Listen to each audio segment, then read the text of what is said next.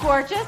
Does that funk have you feeling stuck? Have you questioning your purpose, or even yet having you asking if your best years are behind you? Girl, you have zero obligation to stay in that funk. This podcast is for women who want to get the funk out of here, who want to play bigger, ask for more, and step out of mediocrity. Imagine a life filled with lots of energy, excitement, and filled with spunk instead of that funk. This is the Unfunk Your Mind podcast. I'm your host, Crystal. Let's go! Hey, wonderful friends. It's a new week, and we are here for it. Showing up like you own this week. I love that. Let's do this. And even though you feel ready to crush the week, there might be a time this week or next that you need to run a play fake. Think of it like you're the coach of a football team. Your team is down 14-17. It is the last down of the game, and your team is on the 7-yard line. Do you send out the kicking team to kick the field goal and tie the game? And I remind you, your kicker has never missed a field goal inside the 10-yard line. Or do you run a fake play and go for the win? You know, where you line your team up like they're going to kick the field goal and instead go for the end zone? Think about it.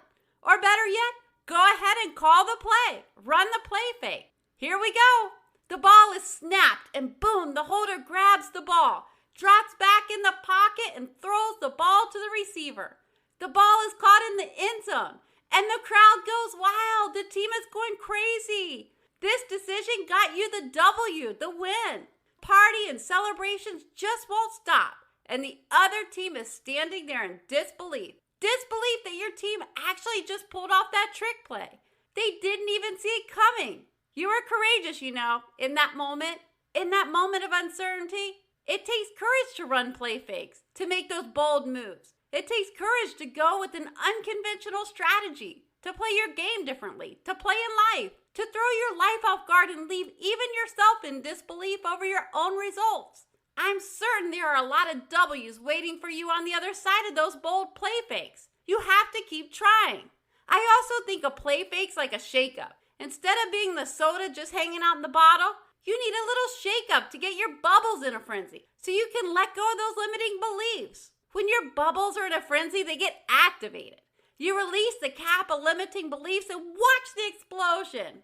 Watch your potential come shooting out of that contained space that it's been kept in. And there will be a mess after the shakeup, but we have learned so many times that the magic is in the mess.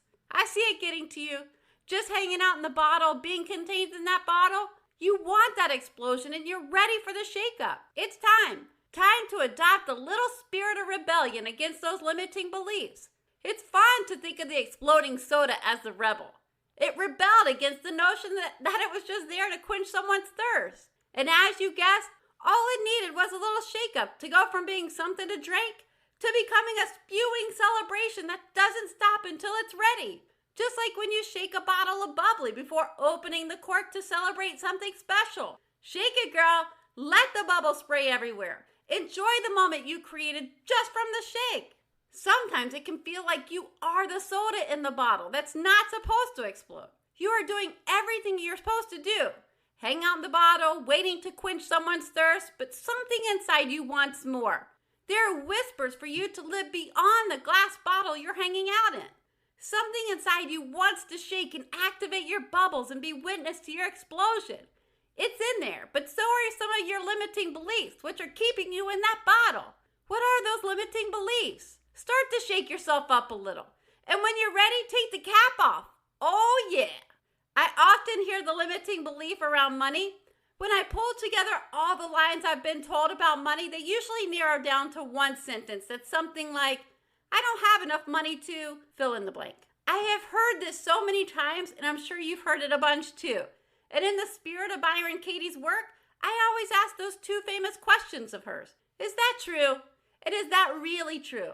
I witnessed a woman saying she wanted to start an online business plus a website with something she had made. And she actually had a lot of them ready for sale already. So basically, she had inventory ready to go. She felt like she couldn't pay for the website services because she said she didn't have any money. Now, is that true? This is where she adopted a spirit of rebellion against that limiting belief. She actually has money sitting around her house that she never uses. She grabbed those things that she's not using laying around her house, and she started selling them on the marketplaces. Not only that, she actually sold some of her handmade products on those marketplaces too without a website. She could have also placed some of her items in consignment shops too. Originally, remember, she said, I don't have enough money to start my online business and website. She rebelled against that sentence, that thought, that limiting belief, and decided that the money she needed may not be in her bank account at that moment, but she had money around her to access. That's a quick example of a way to rebel and take action.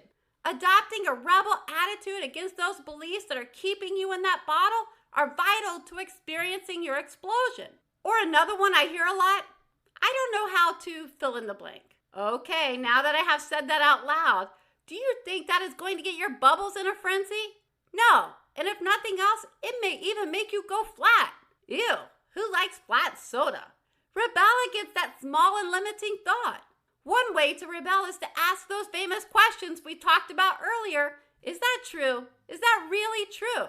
And then you can go back to past evidence. Like, I think if you ask most moms, they would tell you they didn't know how to be a mom at first. Yet through their action, their shakeup of their life before kids, they figured it out. Even if you don't have children, you can pull from a list of many things. We all can, where you had to do something that didn't come with an instruction manual and you did it. Rebel against the notion that you don't know how. And if you want to hold on to that sentence, if you really believe that's true, well, you know someone that knows how, so go find them. And the same applies with technology. It is still a thing that frightens many people, yet they use their iPhone or Droid every day. This counts as technology. When people tell me they're scared to push the button on a system they've never used before, I always remind you, that you don't have the button that blows up everything. Just push the button and see what happens. Even if something explodes, it can be fixed. I've also ran into that person that wants to be an author but doesn't want to type their book because they aren't great at typing. Embracing technology would allow this person to record their voice and allow their voice to be turned to text. Not only do you have to become a rebel against the limiting technology belief, but also turn your fear into go time. Let fear be your catalyst to go. Your catalyst to step into something new and unfamiliar versus sitting in the bottle. Think about the books you like to read or stories you like to listen to. You wouldn't read them if you knew the character's entire journey along with the ending. You aren't going to read it or even listen to it. So why are you accepting that your journey is to remain in the bottle? So get your technology on. There are no rules that say you can't find someone to help or to teach you. My husband and I recently went out with a friend for dinner. We hadn't actually seen him in quite some time. He happened to be coming to our area for a few days, and he decided to tell us about how he embraced the new age and jumped on his computer to meet new ladies because his wife had passed away several years ago. Dinner was so fun because he was basically telling us how he decided to shake his bottle, how he decided to embrace fear and jump onto the computer and check out the dating apps. You see, he mixed it up. Threw his life off guard. He called a play fake on his normal day-to-day routine and jumped on that dating app. Now, 3 years later, he is engaged, and to watch him talk about her, his face just beams. He is so happy in his relationship. You too can use fear as your catalyst to blaze your path towards the new and unfamiliar because we really don't know what is on the path ahead.